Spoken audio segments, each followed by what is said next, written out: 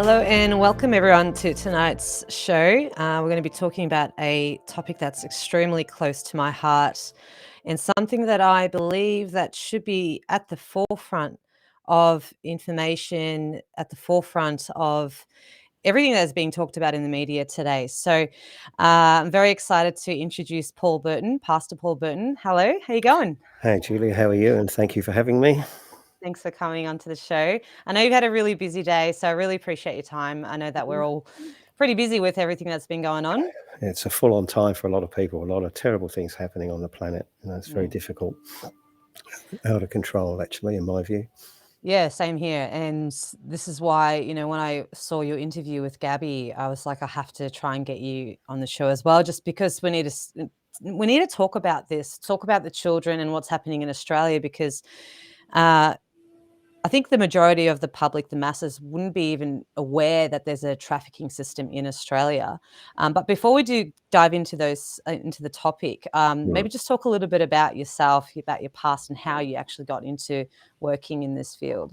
Well, a very, very brief, like if I do it in like a 2-minute kind of shoot through history as best I can, my near 60 years on the planet. But Mhm. at the age of 20, massive life-changing experience. Was given 6 months to live, and I gave my day job up in Adelaide. Decided to commit my life to becoming a musician, which was my dream and aspiration. So I became a musician at the age of 20, thinking I had 6 months to live, moved to Sydney, went crazy as a young man, as you do. And I didn't pass and went on. My music career went on for some number of years, played for a lot of people in this country, mainly as a bass player, but many different things.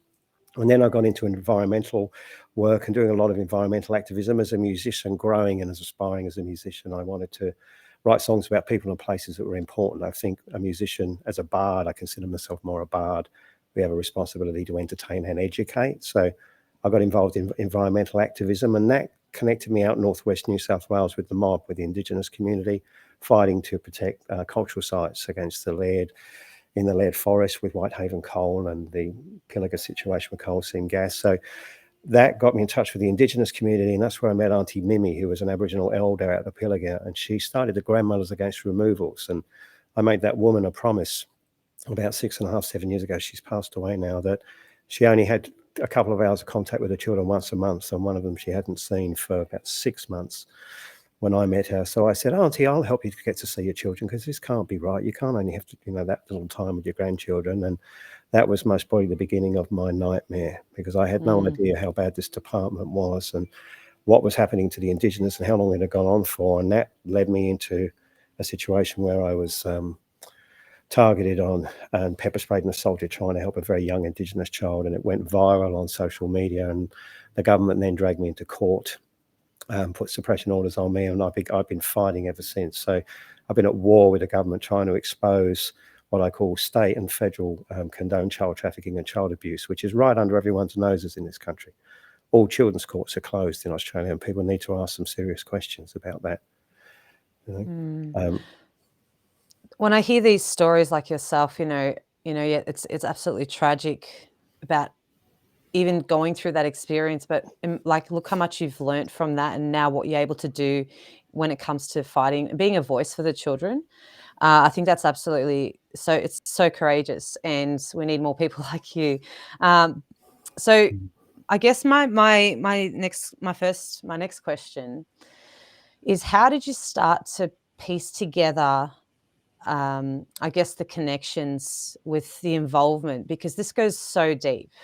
It's a no-brainer for anyone that's had a child removed. People in Right. this country that had children removed all know exactly what's going on. They know the department. In New South Wales, it was DOCS, FACS, DCJ. That's the department. You're talking about an now 100% privatised industry of child removals. Most people think they take children off bad parents and the parents are doing terrible things, but that's not the case. It's very, very rare to find a parent being horrifically abused. It does happen, unfortunately, but very, very rare. So it's become a financial industry, and they argue that to protect children, they protect the identity and privacy of a child when a child's removed, so no one can talk about it. So the reason the public do not know is they use suppression laws, claiming that they're protecting a child's identity and privacy. And I'm So actually, as we speak, Jill, I'll just finish because this is a very important point. I'm in the Court of Appeal now waiting on a decision, a constitutional challenge, because I argued that the suppression law they used on me and still using on me doesn't. They say it protects the identity and privacy of a child, but it does another thing too. It protects the identity and privacy of the abuser or perpetrator of abuse of a child. So we have a situation in this country, both in the children's courts and family courts, where this law is being used to hide the perpetrators of abuse. And when children are taken, anyone can do whatever they want, and there's nothing you can do about it. That's the truth.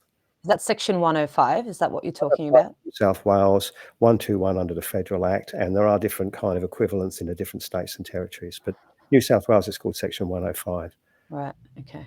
And it's to protect the identity and privacy of a child from the minute a child's removed. So the police come around with a couple of caseworkers. There's no warrant. It's a warrantless removal, which is unlawful. In common law, you can't do that. They rip a child based on hearsay, innuendo, and accusations. Just a vindictive ex can make a bad comment accusing you of some misconduct, and they'll come around and they can rip that child, and they do. And they do it without a warrant. And from the minute that child's taken, you can't talk about it. So the Australian public doesn't know how this happens. Pretty much every Friday in New South Wales is their big day, because they get an extra day over the weekends, because it's 3 working days before taking it to court. There's no judicial oversight. It's hearsay, innuendo, and accusations, and children's courts are not criminal courts. So they accuse parents of criminal actions, but they never criminally charge them, and they remove their children. And they do it for profit, starting at about 40 grand for a normal child, and a highly compromised child's worth about 400 grand a year now, according to their own scale, where they refer to children as financial units. That's the tip of the iceberg. That's just the first payment between when the government removes a child and they give it to an NGO, like out-of-home care. It's a financial relationship. And they're already set up before they remove the children. That's how bad it is. Yeah. So I'm just trying to think. So how are the mothers targeted? How are these families targeted? Is it just through, for example, like if they've reported It's an interesting system. There's a bunch of reports. I got them on my website. There's the Tune report, the Wood report, the Feminist Culture reviews about the Indigenous one. These reports highlight that there's a high focus of energy on people in the system. Like, for example, Indigenous are 8 times represented more than any other people. The number of Indigenous in this system is out of control, but other kind of minority groups, but the net is spreading. But what happens is they're targeted, Julia, because people say, how come so many Indigenous people, like blackfellas in the country, how many of them, they don't mind me calling them blackfellas, by the way, how come there's so many of them in the system? Because they keep messing up. It's like, no, that what you're seeing with the Indigenous community is the result of intergenerational abuse, because those people have been ripped from their families. And then what they do is they rip their children off them because they were taken from their families. It's an intergenerational thing. So they're flagged because they were removed themselves. They actually target people, for example, that expose sexual abuse. If you're a mother and you expose any kind of sexual misconduct, like say you were raped, for example, and you tell the department you were raped, that puts a flag on you. There's a high probability they'll actually rip your child. It's out of control. People don't understand. I'm talking to a mother actually earlier today who's 8 months pregnant. She got a baby coming in a month, and they took her first child 2.5 years ago. They're targeted her and asked her questions already. They're going to rip her child off her at birth. And she's got this baby in her womb. On what grounds? Because they took the last one.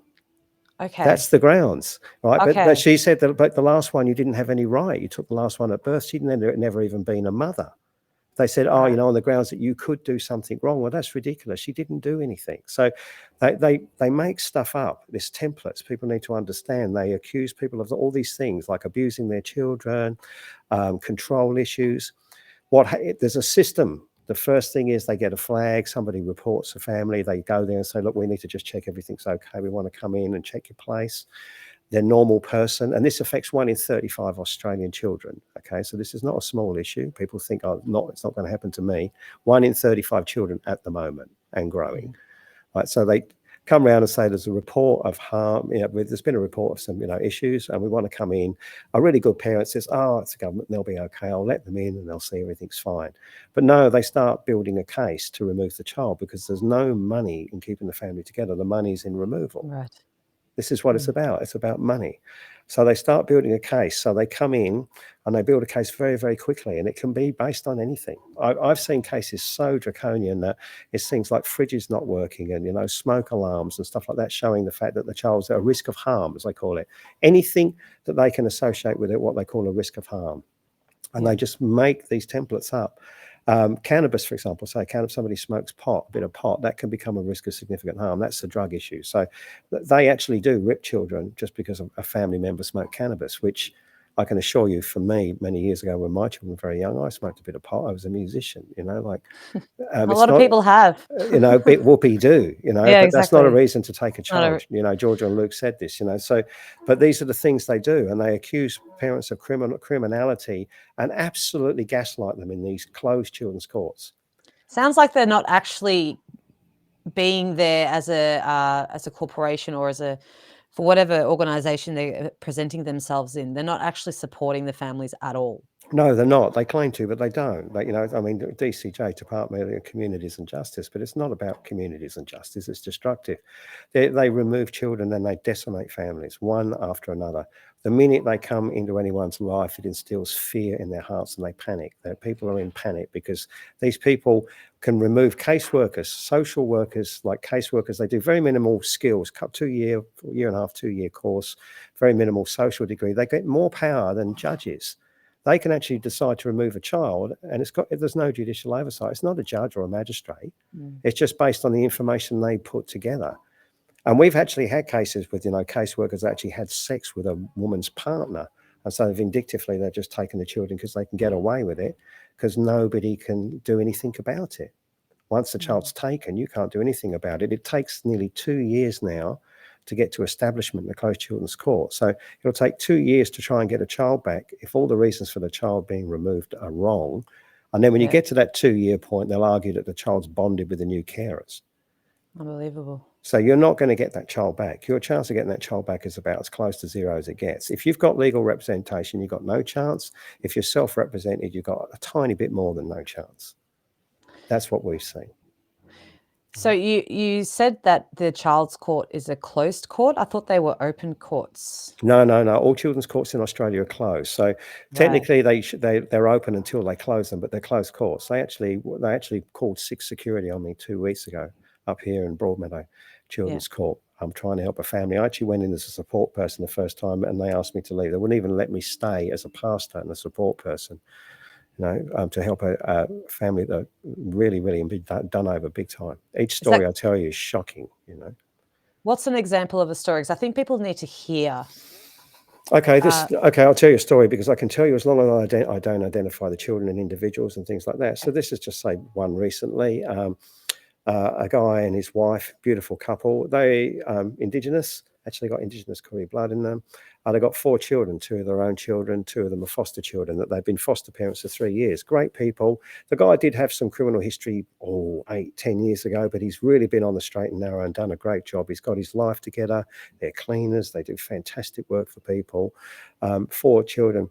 They accused the father of harming one of the children because she fell over out in the back garden and they took her to hospital. So they did the right thing.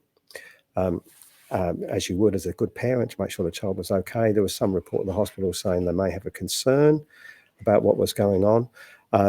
So they then said, we need to just come into your place and check everything's okay.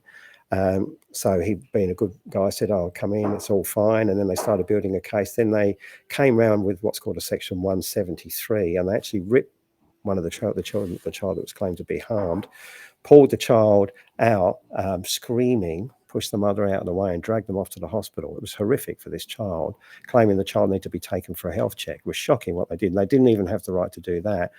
Then the mother and sister went to the hospital saying, what are you doing, ripping my daughter? And they charged the mother with kidnapping because the sister took her sister home. Right? So that the mother can no longer talk to her own daughter. Now, what happened is they got the children home and the father took them to the grandparent's place because he knew that they were going to come for the kids, and he put the 4 of them around with the grandfather. They couldn't take the children then straight away, but what they've done now since then is they've accused him of harming that child, of strangling her, which is not true. It's rubbish. He's a really lovely guy. And they've taken the 2 foster children and taken them back and put them in a really horrible situation with somebody very estranged from the family. They're already heartbroken because the family court, they're heartbroken because those foster children have been their foster children for 3 years. So that's heartbreaking for them. The other 2, I believe, are still with the grandparent at this point in time, but they're making up stuff and they got them in a closed children's court. and they won't let me in to help. That's one So this case. is purely because this case was purely because he had a criminal record, so they're like, aha, we can target that family. Koori blood, just- Indigenous, they're already targeted, been in the Right. system. Right. The mother was a removed child herself, had some issues with the department years ago, so they focus on the people already known, flagged. There's another one I know that wasn't in the system. 3 generations naval family, grandmother, her mother came back from a tour of duty. She got pregnant after she came back from the South Pacific. I said naval officer, female. Had a child. She had some struggles right at the beginning of COVID. So she got in Western Australia, got cut off from people who had a baby. It was difficult for her. Mum went to help her out. She came back to Sydney. She got busted for a mid-range drink driving offence. Didn't have an accident, just was over the limit. And then the neighbour complained about some noise, so they ripped the child off her, ripped her baby off her. Right? She went mental because she just heartbroken. She's a naval officer as well. The grandmother said, well, give the child to me. But they then started targeting the grandmother, saying she couldn't have the child because, you know, she used to smoke cannabis and she hung out with a bikie when she was 18 years old, notwithstanding that the secretary of DCJ at the time, Michael Cooch-Trotter, is a convicted heroin trafficker. That's the head of the department at that time. They've moved him on. He's a convicted heroin trafficker, so I think it's, you know, pretty fucking not good. And that family's been like, they're fighting now after 2 years nearly to try and get that child back. The grandmother and the great-grandmother are fighting. They're 3 generations, Novocastrians, Newcastle naval family. The grandfather fought in the Vietnam War. They gave their lives, or not gave their lives, but they fought for this country. And they're amazingly dedicated, good Australian family. And they can't even get their own child back. That's how bad it is. I can't even fathom the pain that they must be going through. She's heartbroken. She breaks down all the time. It's heartbreaking. And then they say, see, the mother's a mess. Look at her. But but the mum's not a mess. You didn't take the child because the mum's a mess. The mum's a mess because you took the child. This is what they do all the time. It's a complete projection. So everyone thinks that these people are bad parents. They're not bad parents. They're good parents. Nearly every one of them are really good parents or grandparents. They all deserve to have their children, but there's no money in it. The money's in removals and destroying families. And it's so bad as a pastor, and my view is that I believe it's demonic. I think it's Moloch. It's like a Hebrew word for the sacrifice of children. It's disgusting what they do. I've been in these children's courts. I've been an agent on one occasion. I'm most probably the only person that's ever been an agent in a children's court because they close them down. I mean, ask yourself questions, Julia, like why is there a closed children's court? Why can't you go in and know what's happening to children? It should be transparent. Where's the transparency? If I went down to the children's court here in Victoria, would I have the same issue? Just being an observer of the public, concerned person of the public wanting to, you know, I don't know. It's a little different in Victoria to New South Wales. I think they're called magistrates' courts, not children's courts. There's youth courts in South Australia. They vary the name sometimes, but they close children's court proceedings in the court. So if there's a matter down there, the first thing is that I don't think they advertise it over to speakers. So you can go into the courtroom, mind you, with COVID, they did try to block people doing that. So they really don't want people in courts at all. Because that wouldn't be any good for, you know, they couldn't get away with this stuff if people started going. So you can get into the court building generally, you get through the thing, because there's no law that says you can't go into court. It's an open justice system. There's no law that says you can't go into any courtroom. So people should, in my view, go in. But the minute they call a children's court matter, they'll close the court and they'll ask you to leave. Right? So you won't be able to witness a children's court matter. The minute somebody identifies anything to do with risk of harm with a child, all the shackles come down, the doors close, and they'll ask you to go. And then you have to try and argue to stay. And most people aren't that gutsy. So you normally need to be a support person of the person in there, a family member, to try and have a crack at staying. But here in New South Wales, they're not even allowing that now. They completely railroad parents with absolutely ridiculous legal aid solicitors with no brains. They just sell them up the river, and they just completely hoodwink these families, and they lose their children. That's the truth. You know? You spoke of Michael Coots-Trotter. And I think in one of your previous interviews, you spoke of that he was essentially, I don't know if you're allowed to speak about this, but that he was responsible for the deaths of 1,000 children. Well, the The department himself, Fax himself, he was the secretary for a 10-year period. He's now no longer Right. the secretary. He moved on, I think, about a year or so ago, and I think he's somewhere else high up in as public officer, New South Wales. But around that time, the department reports about 100 deaths a year of children in their care or are directly associated with the department. So that's a well-known figure that's Right. available. And I've got a report on my website that shows that's about 100 a year that they declare of children that die in or directly associated with the department. So that's already known Okay. outright. So that's well-documented fact. I suspect the numbers are much higher. My concerns are not so much that, because as terrible as that is, it's the number of people that are messed up. Because this is affecting thousands of families and the public are not hearing about it. In my view, it's actually the very root of a lot of our systemic issues in our society, because people were messed up. Nothing messes up somebody more than having a child ripped off them. And nothing, I believe, is more harmful or painful than having a child taken off you and in a situation of abuse that where a child's being abused and you can't do anything about it. And that's what we see, and that's what I know. I know of cases where that's happening now with families, where a child is actually being with an abuser and you can't do anything. And this is where people really don't understand, because once the child's taken by the government, by the state, you go to the police won't intervene. So if you say that my child's been given to a sexual predator, which happens, they can go to some of these homes or out-of-home care places and they don't even do working with children's checks.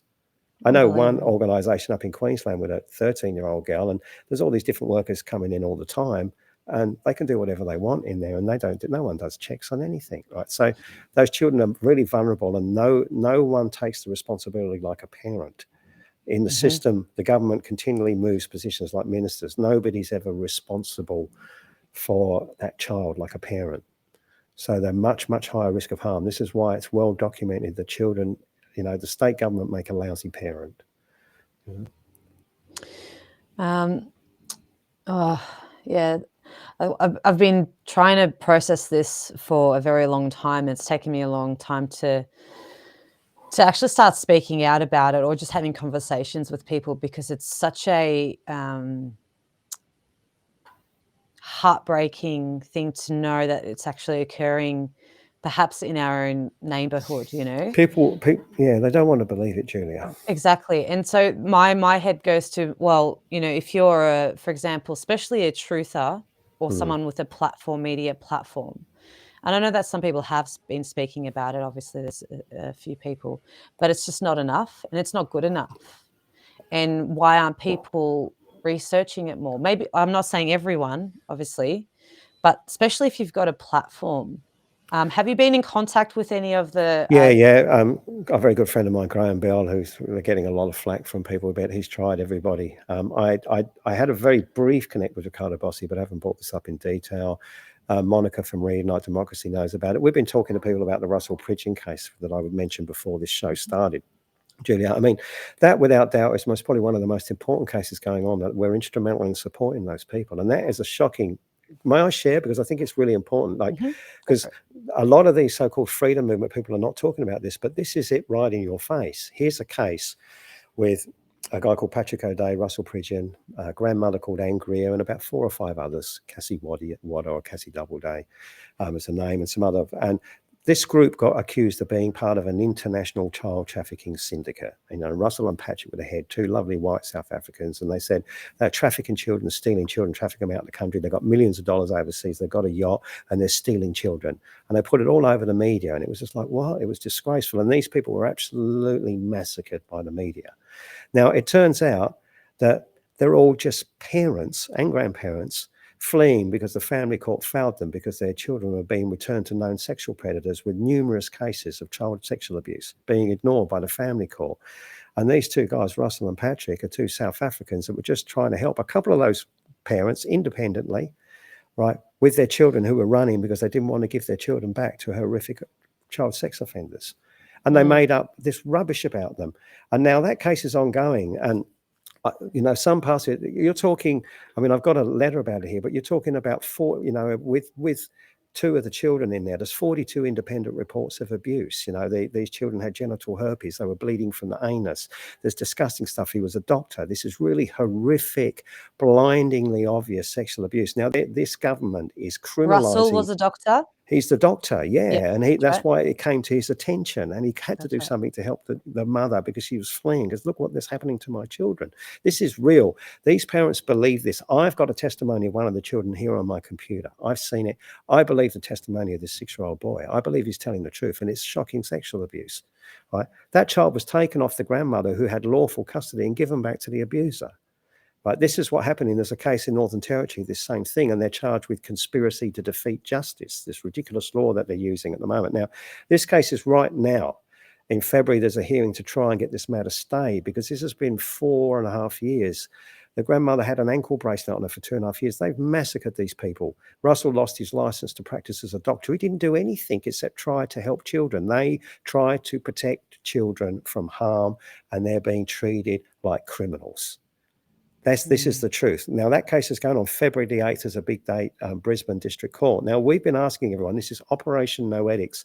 The Australian Federal Police are tied up in this. Senior police people, I've got their names here, I've got a sheet. We know who they are, right, are responsible, and they've perjured themselves, they're lying, they're hiding the abuse of these children so that these people can't defend themselves. Because if they go before a jury and they say, we're not an international child trafficking syndicate, we're a bunch of people trying to protect our children.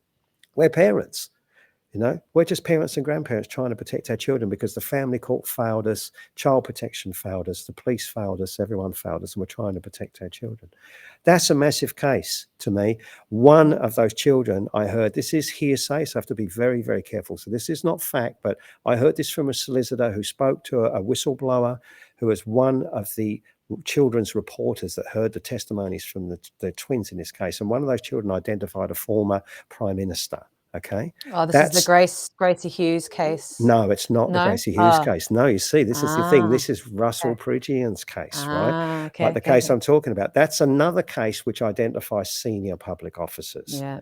Right, as well. This is the point that when they protect this sexual abuse of the children, there's a connection always between either the judiciary, the police department, and the politicians, right? All are there. The judiciary, the executive, the parliament, and the police. There's always some kind of causal link as to why they're hiding that abuse to protect somebody.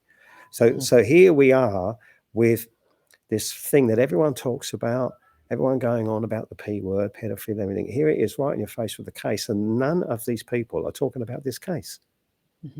None of them, and we're just going like, well, what is that? Like, what? So you all want to just share that their children are all in tunnels somewhere? Well, this is right in your face. This is Brisbane District Court. This is real. The children's courts are every single court. There's one 20 minutes from here.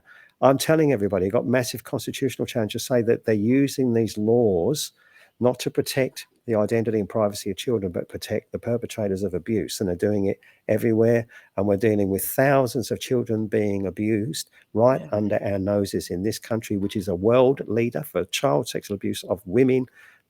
Palmer and Milne report, a world leader. We remove more children per capita than any other country on the planet. Australia, the lucky country. The lucky country. Yeah.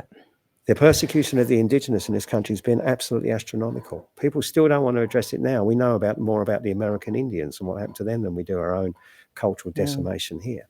It hasn't stopped. It never stopped, Julia.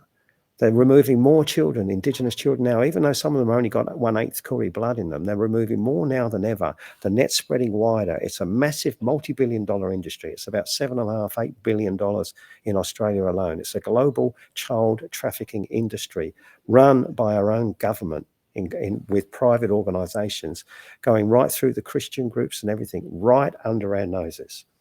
That's the truth that you pull their heads out of the sand, they don't want to look. It's Krishnamurti summed it up. He said, to be well adjusted to a profoundly sick society is no measure of health. And we need to look at this stuff. If we want to progress as a society, we have to do something about this. If you don't deal with the children, you've got nothing. The rest of it, there's a lot of shit going on and there's a lot of problems on the planet. I'm fully aware, heaps of stuff that everyone needs to deal with. But if you're not looking after your children, and you can't protect your children first, as a society, and as far as I suppose our humanity goes, we got no future. 100%. That's the truth, and it needs to be addressed before anything.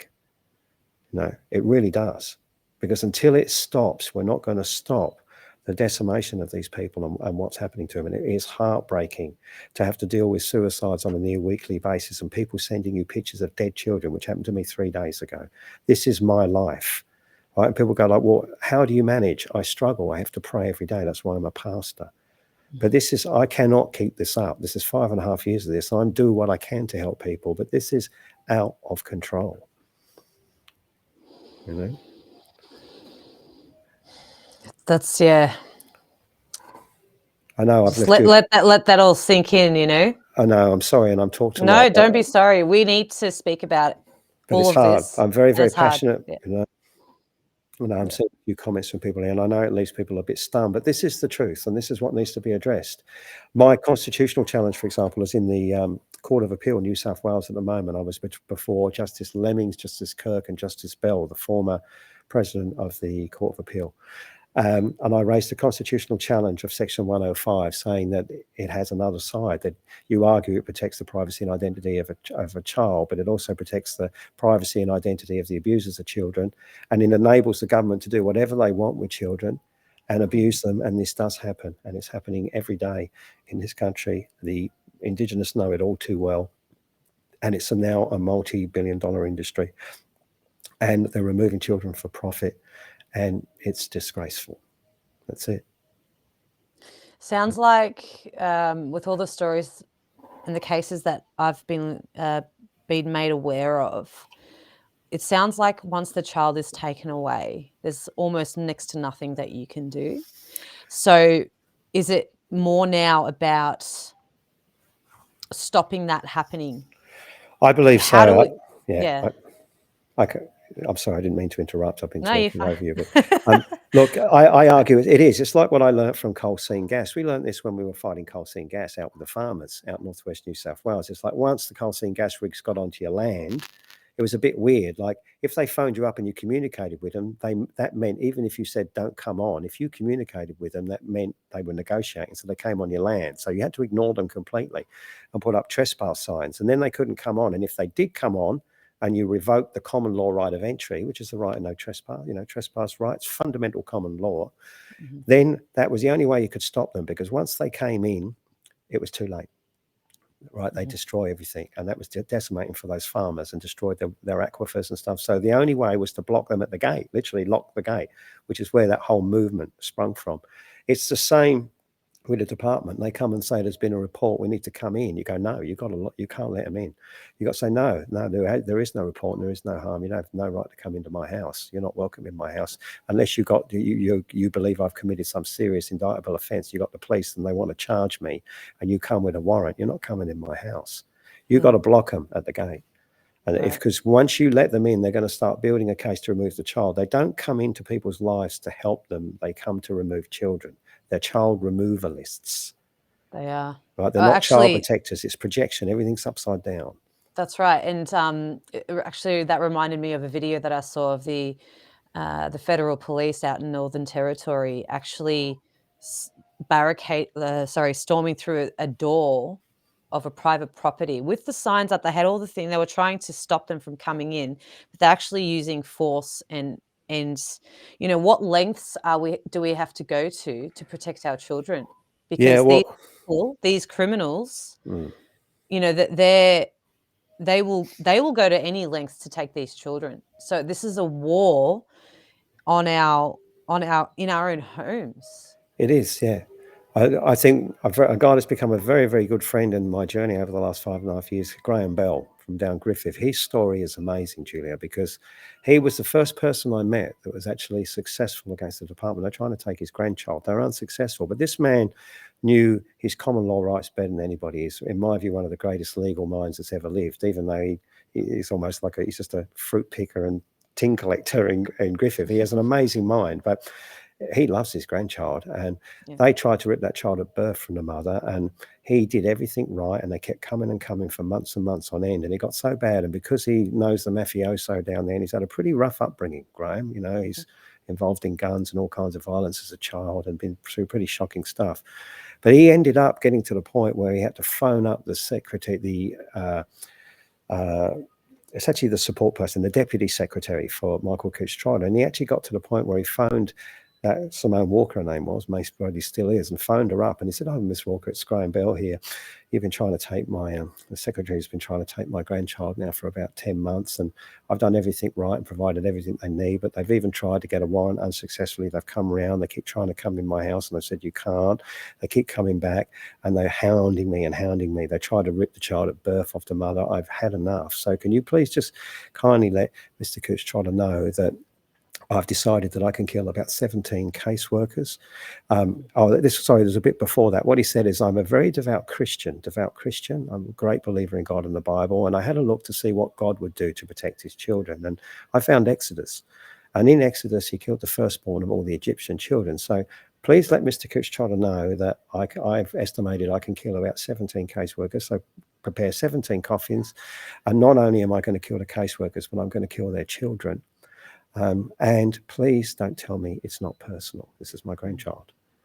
And she immediately called the Fixated Persons Unit, and they went running around to his house, to policemen from the Fixated Persons Unit. And that's kind of how I met Graham, on the phone, because I was dealing with the Fixated Persons Unit as well at the time on social media, because they were concerned about some of the comments we were making about rights to self-defense. They entered undertakings with him, and basically he let them in. He let the Fixated Persons Unit. He said, "You guys can come in because you're not coming to take my child." He said, "But they're not coming in."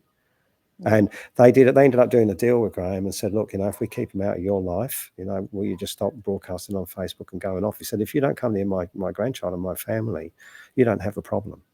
I'm fine. I'm not anyone's problem. But you come near my grandchild, they're dead." That was it. And he was rock solid. And they said, "Be careful, Graham, be careful." He said, no, that's my position. I said, "I'm going to fight to the death to protect my grandchild. You're not taking him. Keep them away." He still got his grandchild. Amazing. But that's the only one that I know. It's the only one. They don't take them off bikies. You'll see a case. There was a case in Victoria of some loons drove past some guy's house, and he was part of some bikie group or something, but they shot 3 gunshots through the thing to try and kill him in the living room. Like, he had a 6-year-old kid, but the department didn't go around there and take that child. Of course. So it's like they're thugs, Yeah. So, and I guess if you've got the numbers, like whether not saying that you have to be part of a bikie gang, but like, let's say you've got a family that does step in to support. Community. A community, that's right. You need community. And you need community, And this is the other problem, because for a lot of the Indigenous and a lot of other people, not just the Indigenous, but communities broken down. So people on their own, they target single mums a lot because it's very easy. Single mums are very easy targets. They're vulnerable. They don't have anyone to defend them. We have what seems to be a serious lack of alpha males in this country. I'm not quite sure what they've been putting in the chickens, Julia, but there's a lot of males that are just not standing in that kind of position as a male to protect these children. They've been attacking the masculinity of, and even the feminine element of both genders. We see, like, I went to the what do you mean both? There's 37, I heard. Sorry. That's right.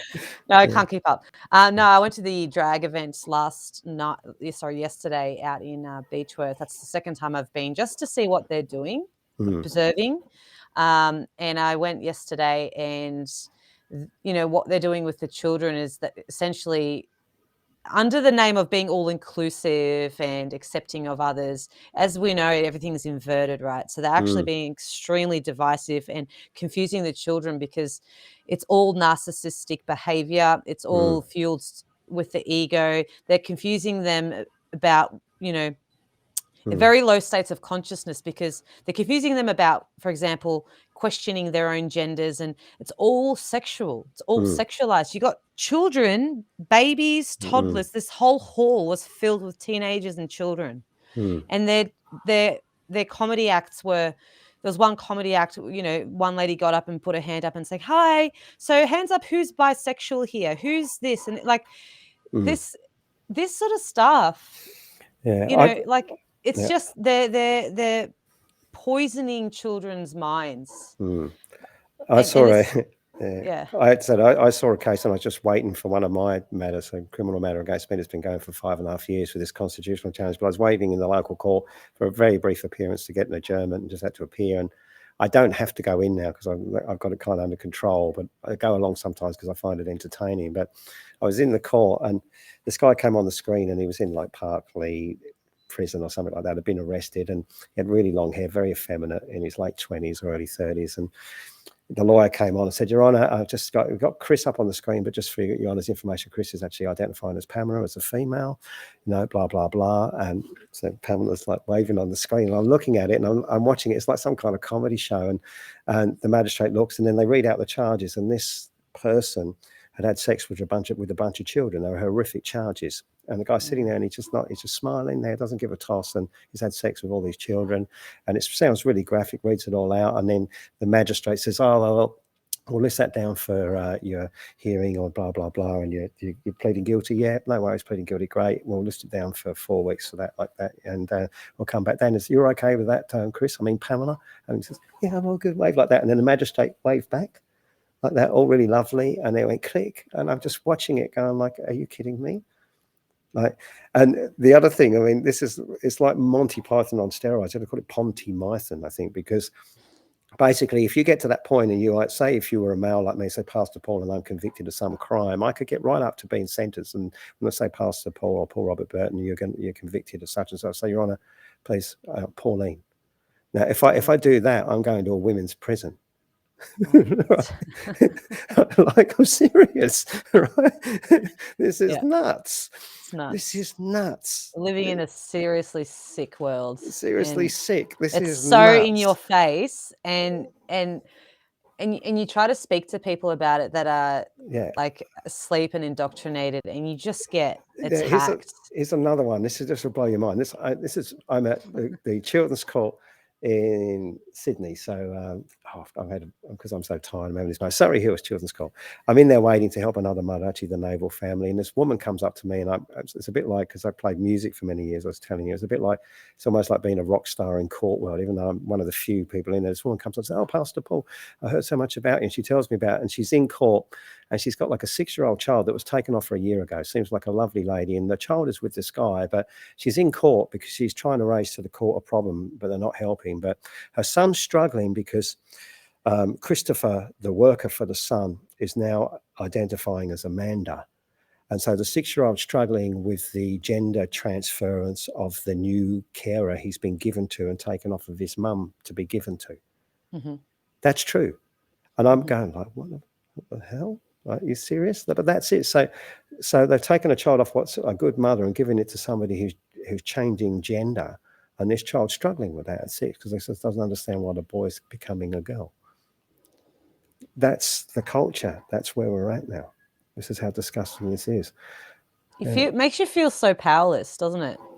Yeah, this is the type of evil that we're up against, and it can. I think why a lot of people might not be talking about it because it's so overwhelming, and it's not something that's just it's just been going on for so many years. It's throughout history. We're the sacrifice of children. That's people yeah.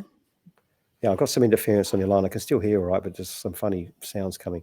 It's almost like the greatest story ever told. Like, it's a continuing saga, like back in the Roman Empire times. I think there's a lot of similar things and struggles. It was always the aristocracy. Yeshua ben Yosef talks about it in Matthew 23, about the scribes and the Pharisees, on the outside, like you're like whitewashed bones, also whitewashed tombs, and on the inside you're full of dead men's bones. And you block the gateway to heaven for people because you make them like twice the proselyte of yourself or something. Like, you screw these people up so much, you make them so angry and vindictive, and you mess these people up. You remove the children, you decimate them, and you block the gateway to heaven.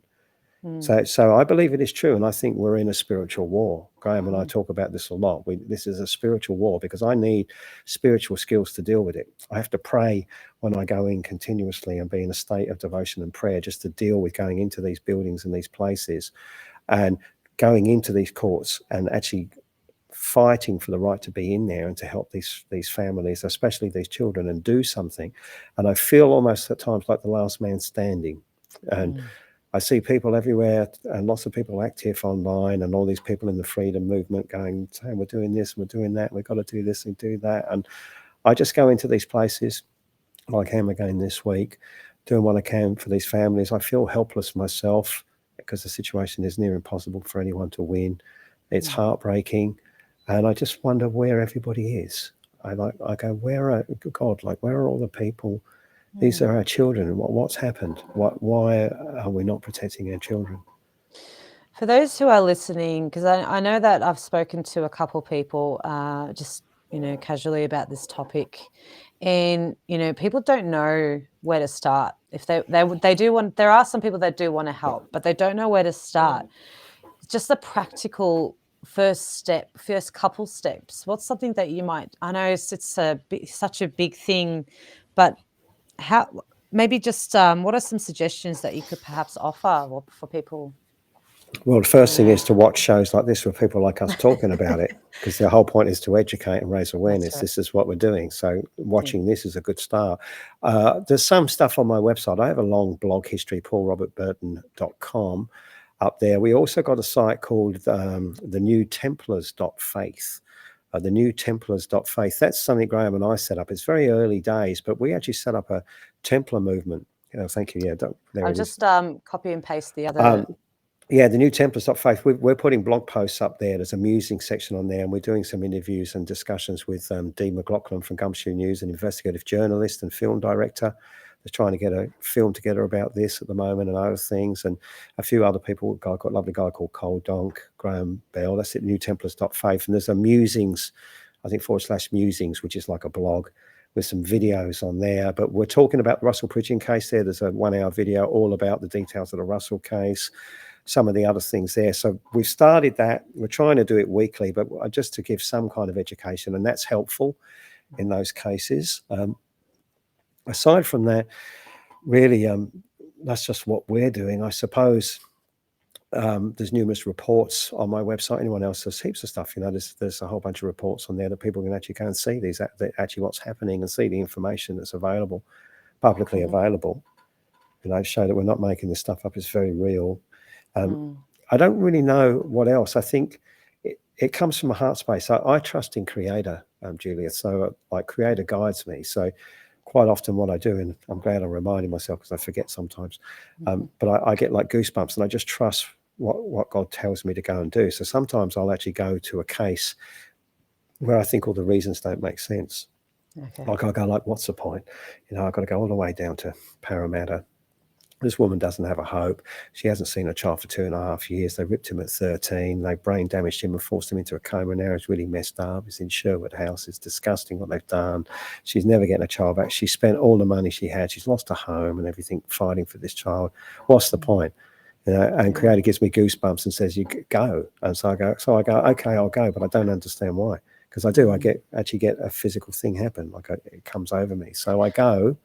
And then a whole bunch of events happen, and as a result, she gets to speak to that child after 2.5 years. And there was a couple of people there, barristers that already knew me for some other cases. It was really important that I was there, and it disheveled them. And I realised when I was there why I was there. And it all started because you actually gave a shit. You cared enough to go, and that's that. I think what you're speaking of is what I experience sometimes too. Is that you just take a step forward and not knowing what the future holds.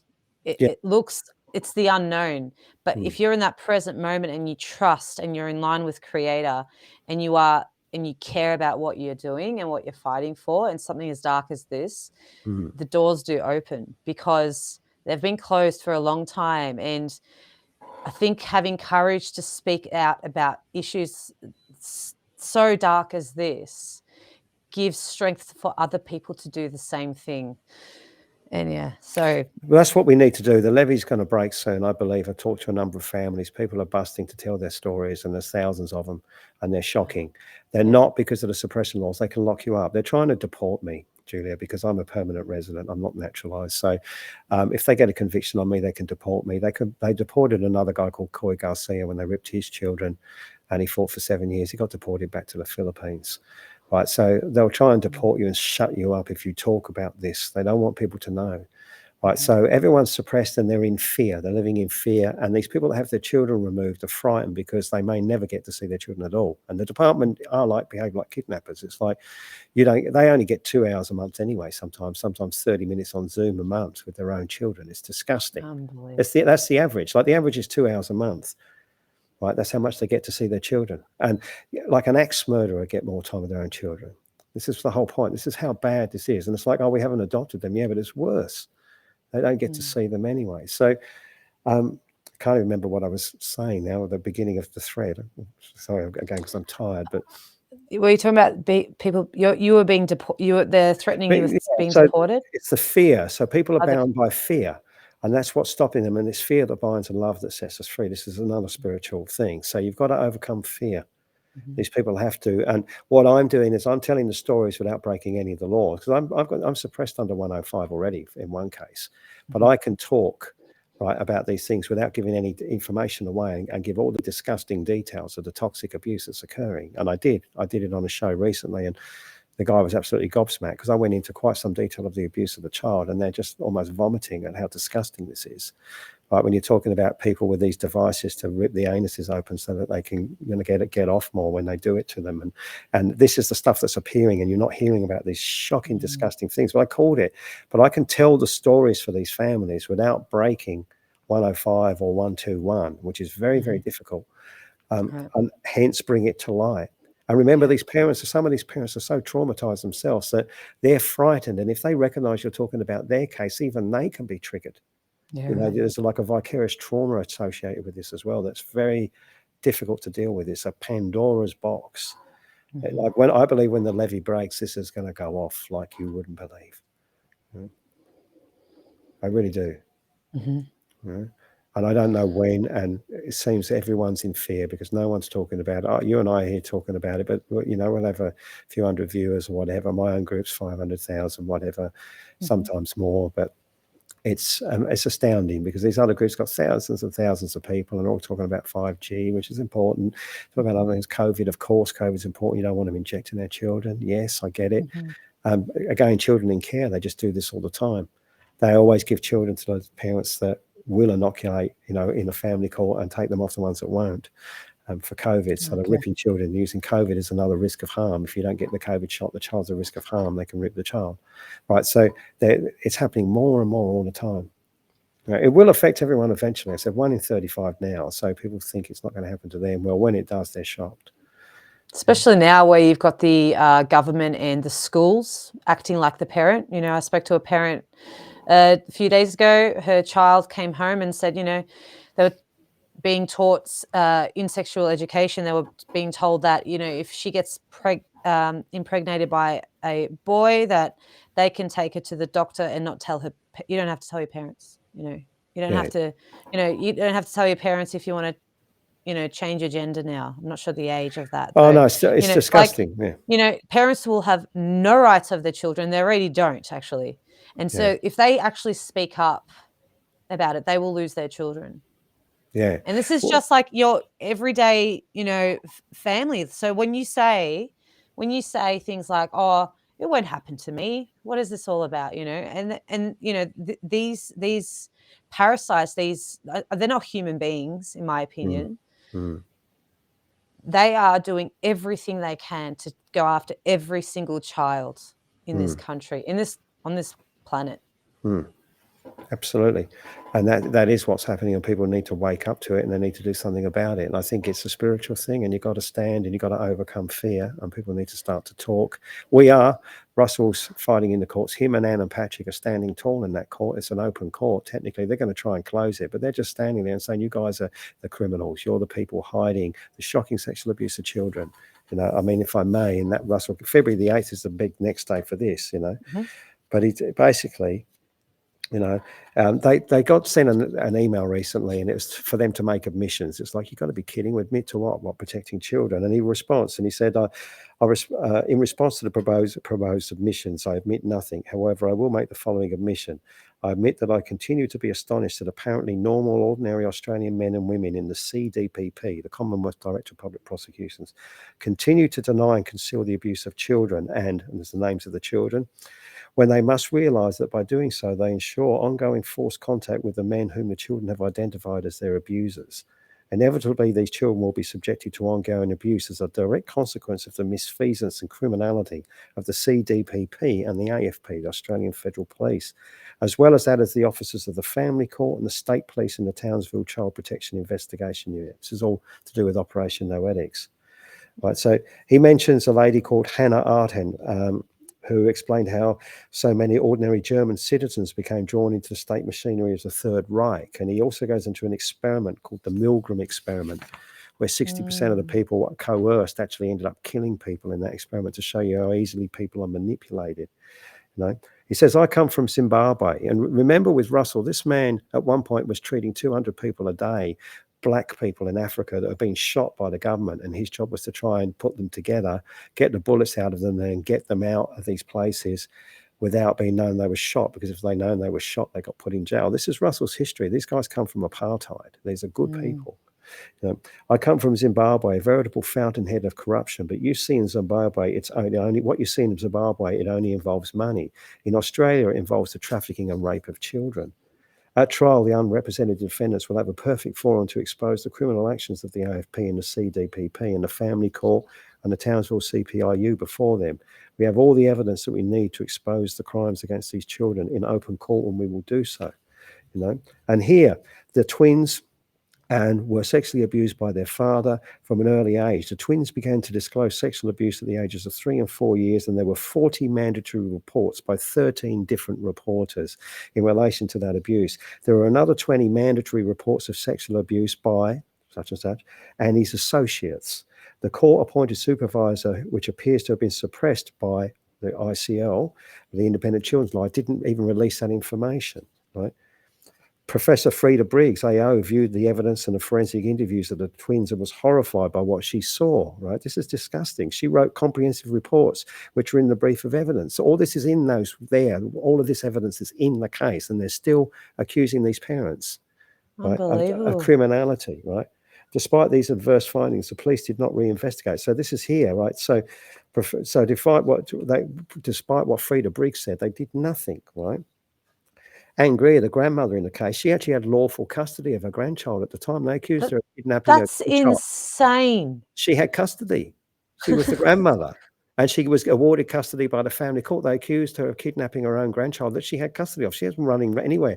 The only thing that happened is when they arrested her, she couldn't get to the family court in time to give him back. She didn't want to because of what the father was doing, but obviously. But yeah, they blocked her from going to court, but they're charging her for, perverting the course of justice or something. It's ridiculous, you know. So, and the senior policeman involved with this, one of them says, the child made no disclosures of sexual abuse. I got the video. It's in evidence. I got the video of the child in his own department with his own police women sitting in front of this child, revealing this stuff. Right? This is how bad it is. And they still want to continue with this charade and keep persecuting these families, these parents, and Russell Pridgen and Patrick O'Day, Angry, and all these other people that were only trying to protect children and grandchildren from horrific abuse. That's the truth. It's just out of control, and it's like, what, I don't even know what we're doing in a society where they make it a criminal thing like me to try and protect children. You get criminally charged, they try and deport you. That's what happens in this country if you expose it. So what are we?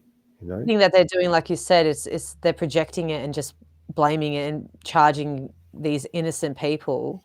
Like what with Russell Pridgen, like was it like I think you said in a previous video he was charged with stalking, charged with dealing in the he was charged.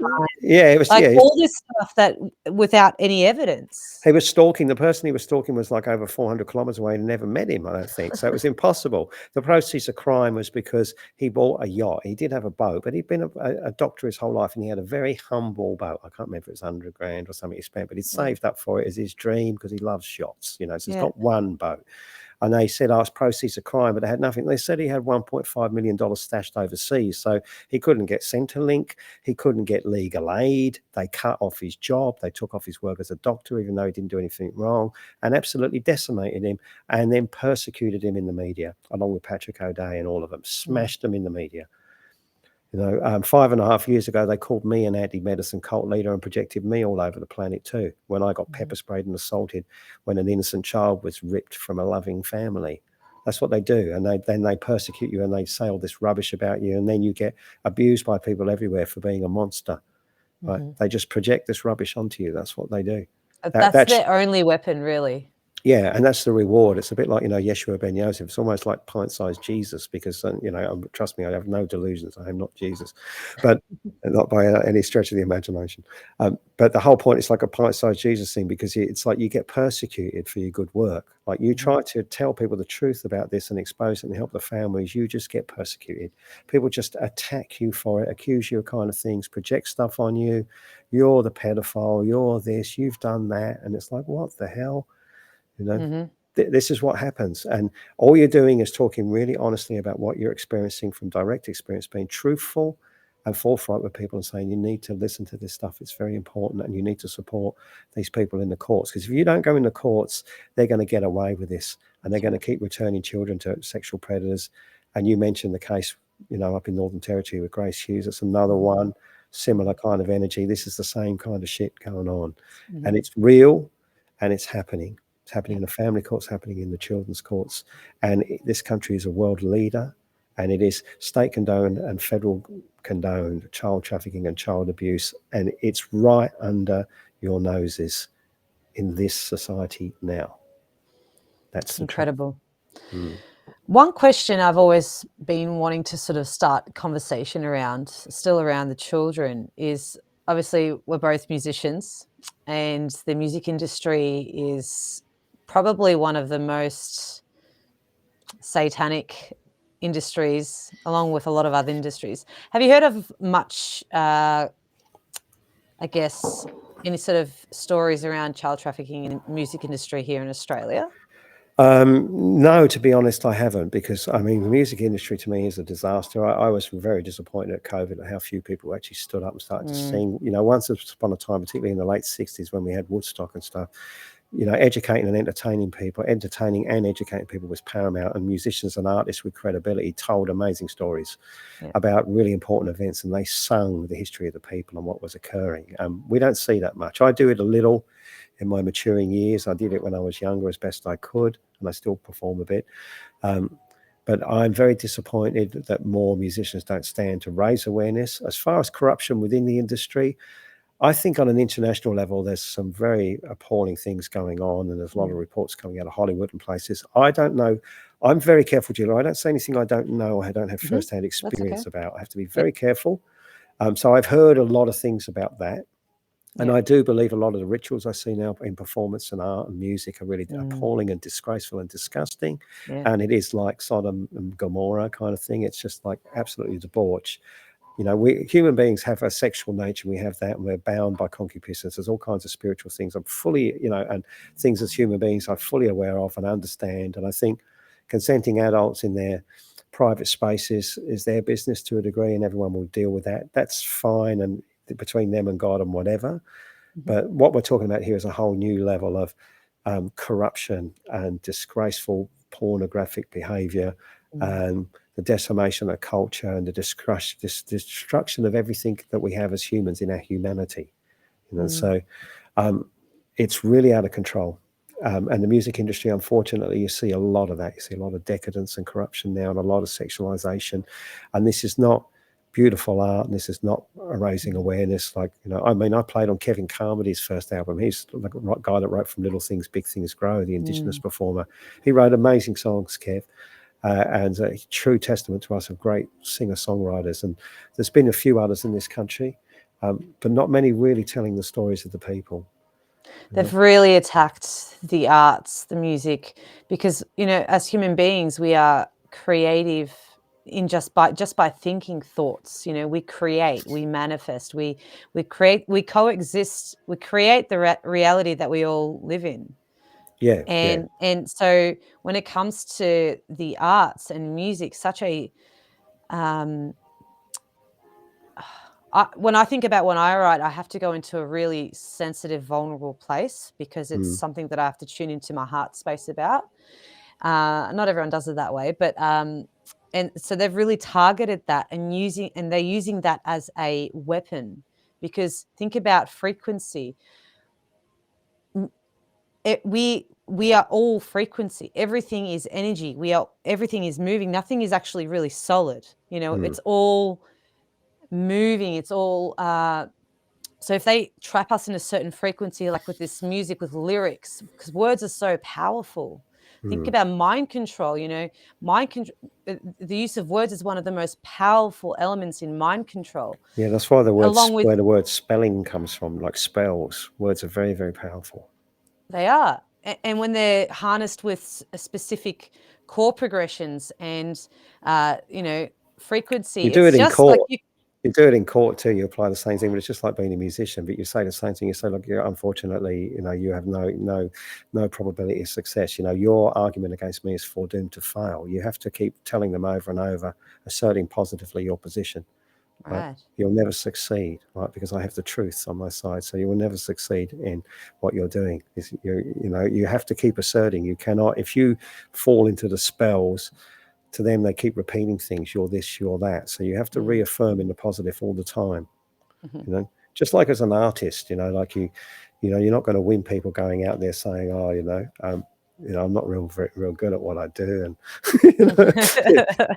blah blah blah. You got to get it. You got to go in there and you got to deliver something to people. So you do, and it's important. I think positive energy is very important, and being very clear with your mind and control of the mind, discipline of the mind is paramount.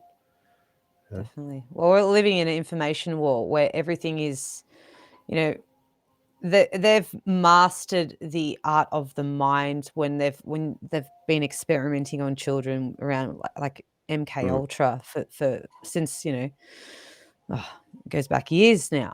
So everything that we're seeing now is on a mass scale of MK Ultra mind control, and they are able to keep people trapped in certain belief systems, ideologies, to the point where people are willing to die because they are so attached to certain ideas. They won't let them go.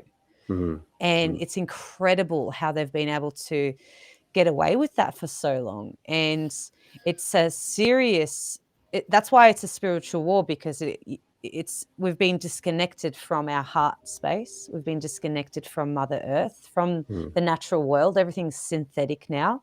And, I was a perfect example of that, indoctrinated and, living in ego. And I had a massive personal, I guess you can call it, I don't know if it was a breakdown, but a breakdown of the ego. And it was such a painful process. And I'm so grateful for that, because I had to go through that in order to be able to see with my eyes finally, because otherwise you can't see the patterns of what we're, of all the agendas, because they're all linked. It's all the one big agenda, really. Yeah, I'm hearing you, and I can hear your words clearly. But you've got this amazing phenomenon happening for me, where you're sounding like Darth Vader. Oh, really? So while you're talking, I've got the happening for me, which is very. I can hear me clearly, but I can't. So I can hear your words. So I'm hearing what you're sharing. So there's no loss of communication, but it's an interesting experience for me, watching you and hearing you like Darth Vader. And you're talking about communication and MK Ultras, and it's like there's like this alien interference occurring. So it's all very cosmic for me. And because I'm a bit tired, it's like, whoa. Oh, well, I did a sound check before and it was working. So I don't know. It could be this end. I'm not sure what it is or why, but it's definitely a very strange phenomenon.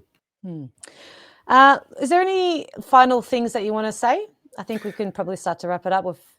Yeah, look, I think for people, most probably because it's such a dark and gloomy kind of subject about the abuse of children. It's a shocking thing, but we need to face it. And I think the boil has got to burst before it can heal. So I think it's important for people to realize we do have to drag our heads out of the sand. We have to look realistically at what we are as a species moving forward. I think I always like to finish on some kind of positive, because you don't want to leave people in trauma.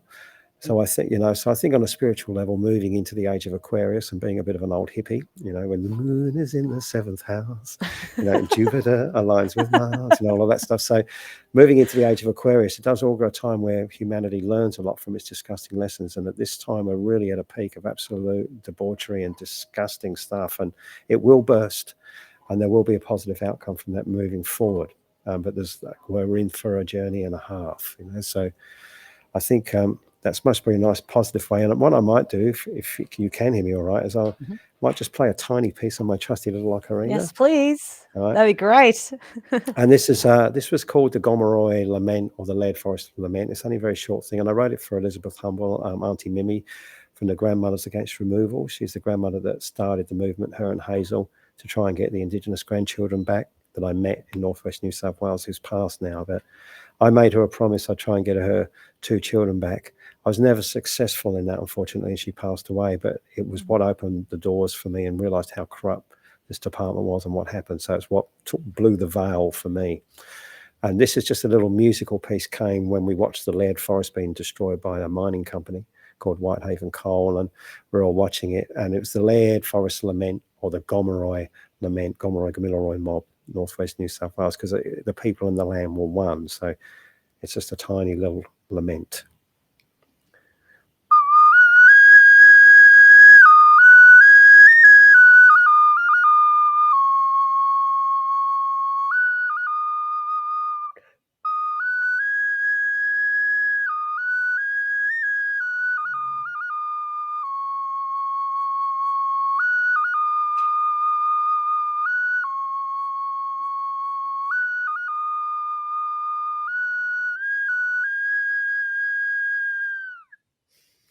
There you go. Wow, that was beautiful. I've never heard that instrument before. Yeah, trusty little ocarina. Beautiful little thing. Wow.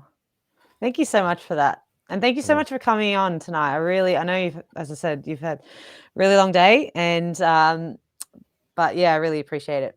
No worries at all. My pleasure, Julia. Thank you. And keep up the good work. You're doing what you can to raise awareness. Hats off to you and everyone else out there. Everything, when people ask, what can I do? Something. That's the answer. Just do something.